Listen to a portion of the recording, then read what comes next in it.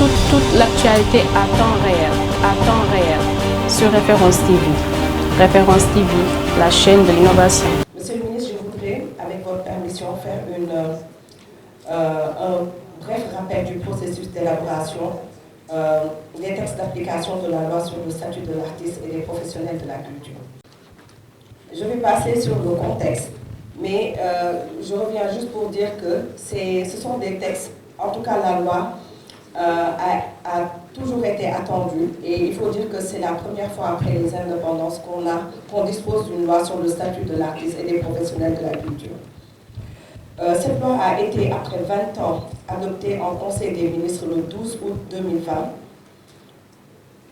et a été votée par l'Assemblée nationale le 30 décembre 2020. Elle a été promulguée le 14 janvier 2021 et publiée dans le journal officiel numéro 7406 du samedi 13 mars 2021, enregistrée sous loi numéro 2021-9 du 14 janvier 2021 portant statut de l'artiste et des professionnels de la culture. L'application de cette loi a imposé la rédaction de mesures réglementaires d'application. Dès lors, concernant la sécurité sociale, une étude actuarielle a été commanditée par le département pour évaluer la faisabilité et la viabilité d'un régime de protection sociale pour les artistes et professionnels du secteur, mais aussi pour orienter le contenu du projet de décret relatif à la protection sociale. Parallèlement, un comité de pilotage a été installé le 10 mai 2022 avec l'élaboration d'un cahier de charges. Ce comité était chargé du suivi de l'élaboration des textes d'application en collaboration avec un consultant, en l'occurrence M. Bachirano.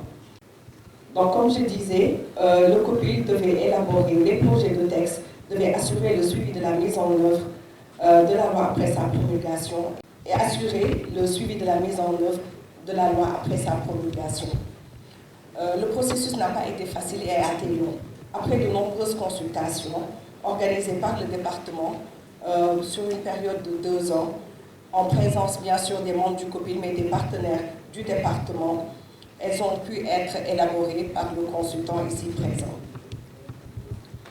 Il y a eu un atelier de validation technique qui s'est tenu les 11 et 12 août 2023, parce qu'il fallait que le comité de pilotage puisse partager avec les artistes le contenu des textes. Donc cet atelier a été tenu les 11 et 12 août 2023.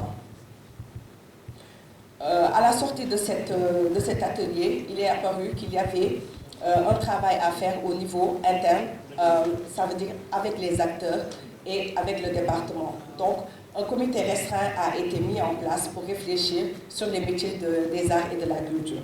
Donc, pendant 2 mois, ce comité s'est penché à recenser les métiers de la culture. Tout à l'heure, le consultant reviendra là-dessus. Et nous avons aussi, après ce travail, élaboré une plateforme numérique pour faciliter la